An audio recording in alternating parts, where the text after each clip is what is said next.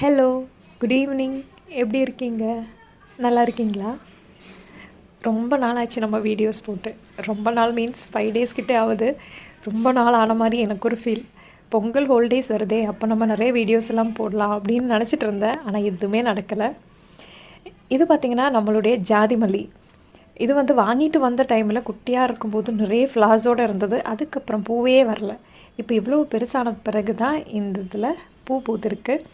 நிறைய கொத்து கொத்தாக முட்டு வந்திருக்குது. 2 பூ வந்துடுச்சு. ரொம்ப நல்லா வாசனையாகவும் இருக்குது. இது ஜாதி மல்லி அப்படின்னு தான் எனக்கு சொன்னாங்க.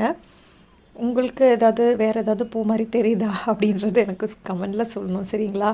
ஏன்னா நிறைய ஃப்ளார்ஸ் இந்த ஜாதி மல்லி, அப்புறம் இந்த நித்திய மல்லி, இது எல்லாமே எனக்கு அப்படியே கன்ஃபியூஷன் ஆகுது. அதனால் உங்களுக்கு தெரியும்னா கமெண்டில் சொல்லுங்கள். அப்புறம் பொங்கலுக்கு கிடச்ச நம்மளுடைய மஞ்சள் அப்படியே எடுத்துகிட்டு நான் நல்லா ஃப்ரெஷ்ஷாக இருந்தது. ஆனால் ரொம்ப வாடிப்போச்சு. 1 டேலே வாடிப்போச்சு. அதை இங்கே வச்சுருக்கேன். வளரும்ன்ற ஒரு நம்பிக்கை தான். மிளகா கூட தான் வச்சுருக்கோம். இது என்ன செடின்னு சொல்லணுமா?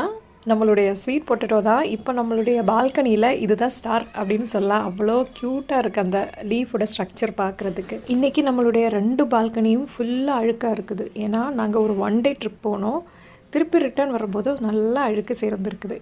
வேற ஒன்றும் இல்லை, நம்மளுக்கு ரோட் சைடில் தான் பால்கனி வருது. அதனால் 2 பால்கனிலேயும் டெய்லிக்கும் அழுக்கு வரும். ஒன்று நம்ம பெருக்கணும், இல்லைன்னா தண்ணி ஊற்றி வாஷ் பண்ணணும்.